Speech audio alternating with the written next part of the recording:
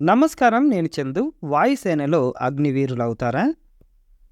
అగ్నివీర్ వాయు పోస్టుల భర్తీకి వాయుసేన ప్రకటన విడుదల చేసింది. ఇంటర్మీడియట్ క్వాలిఫికేషన్ తోటి వీటికి దరఖాస్తు చేసుకోవచ్చు. మహిళలు కూడా అర్హులే. పరీక్ష, ఫిజికల్, మెడికల్ టెస్టులతో నియామకాలు ఉంటాయి. ఎంపికైన వారు 4 ఏళ్లు విధుల్లో కొనసాగవచ్చు.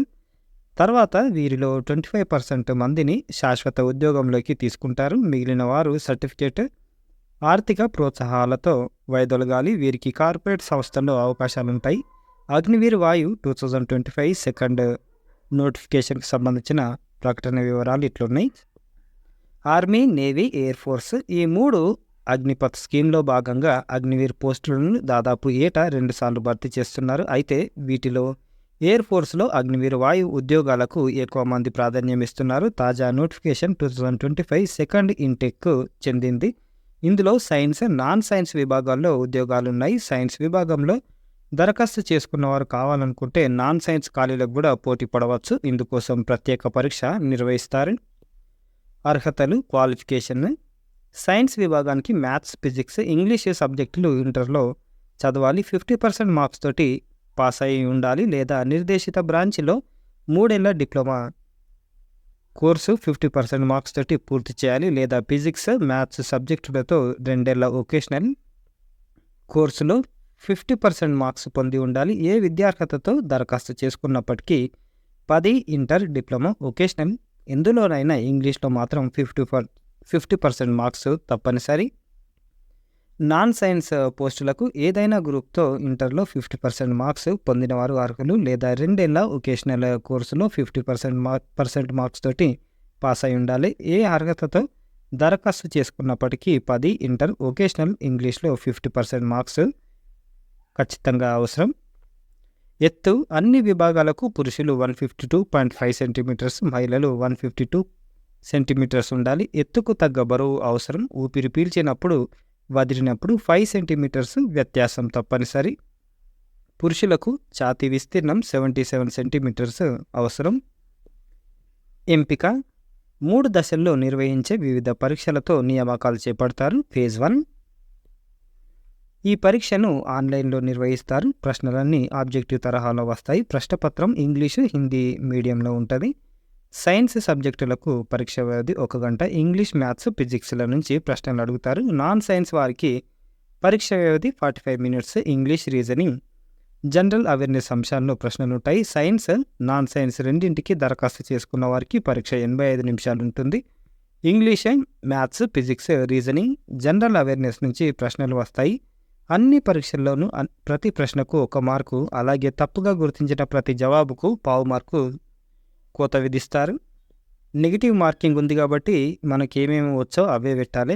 అన్ని క్వశ్చన్ పేపర్లోనూ ఇంగ్లీష్, మ్యాథ్స్, ఫిజిక్స్ ప్రశ్నలు CBSE 10+2 సిలబస్ నుంచే వస్తాయి. ఎంచుకున్న పరీక్షను బట్టి English 20, physics 25, maths 25, reasoning and general awareness 30 questions ఉంటాయి. ప్రతి విభాగంలోనూ కనీస మార్కులు సాధించాలి. ఫేజ్ 2: ఫేజ్ 1 ప్రతిభావంతులకే ఫేజ్ 2 అవకాశం ఉంటుంది. ఎంపికైన వారు నిర్దేశిత సెలక్షన్ కేంద్రాలకు ప్రవేశ పత్రాలతో పాటు అవసరమైన సర్టిఫికేట్లు, వాటి జిరాక్సులు, ఫోటోలు, సామాగ్రిని తీసుకెళ్లాలి. ఫిజికల్ ఫిట్నెస్ పరీక్షలో భాగంగా 1.6 కిలోమీటర్ల దూరాన్ని పురుషులు 7, మహిళలు 8 నిమిషాల్లో చేరుకోవాలి. అలాగే పురుషులు ఒక్కోటి నిమిషం వ్యవధిలో 10 బస్కీలు, 10 గుంజీలు, 20 స్క్వాట్స్ పూర్తి చేయాలి. మహిళలు 90 సెకండ్లలో 10 గుంజీలు, నిమిషంలో 15 స్క్వాట్స్ చేయగలగాలి. వీటన్నింటిలోనూ అర్హత సాధించిన వారికి అడాప్టబిలిటీ టెస్ట్ ఆబ్జెక్టివ్ తరహాలో నిర్వహిస్తారు. దీని ద్వారా అభ్యర్థి వాయుసేన ఉద్యోగం వాతావరణానికి అలవాటు పడగలడా లేదా పరిశీలిస్తారు. అడాప్టబిలిటీ టెస్టులో ఉత్తీర్ణత సాధించిన వారికి వైద్య పరీక్షలు నిర్వహించి శిక్షణకు ఎంపిక చేస్తారు.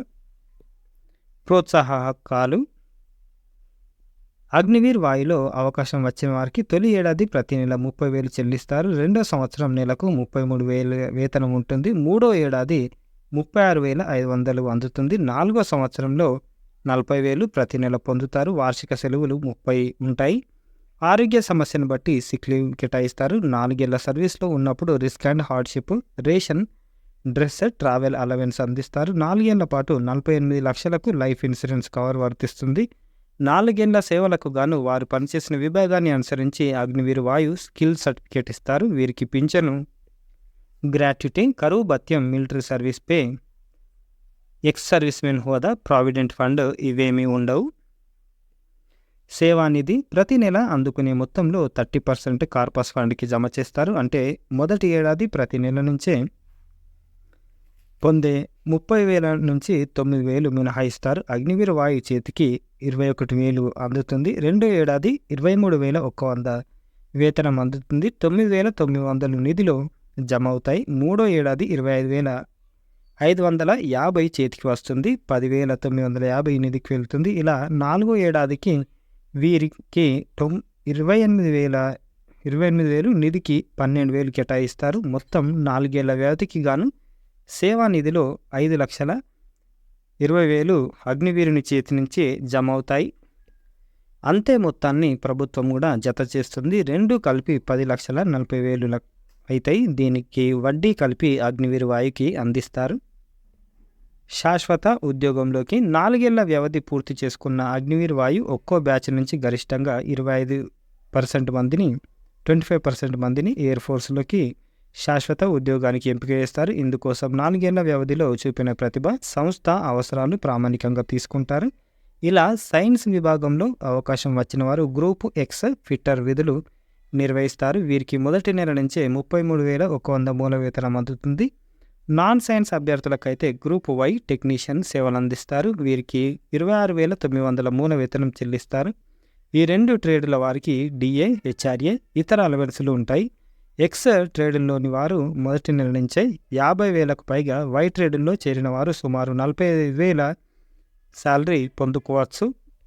విధుల్లో కొనసాగిన వారు భవిష్యత్తులో ప్రమోషన్ల ద్వారా మాస్టర్ వారెంట్ ఆఫీసర్ స్థాయికి చేరుకోవచ్చు. అలాగే సర్వీస్లో కొనసాగుతూ కొన్ని పరీక్షల్లో అర్హతలు సాధించిన వారు కమిషన్డ్ ఆఫీసర్లు కావచ్చు.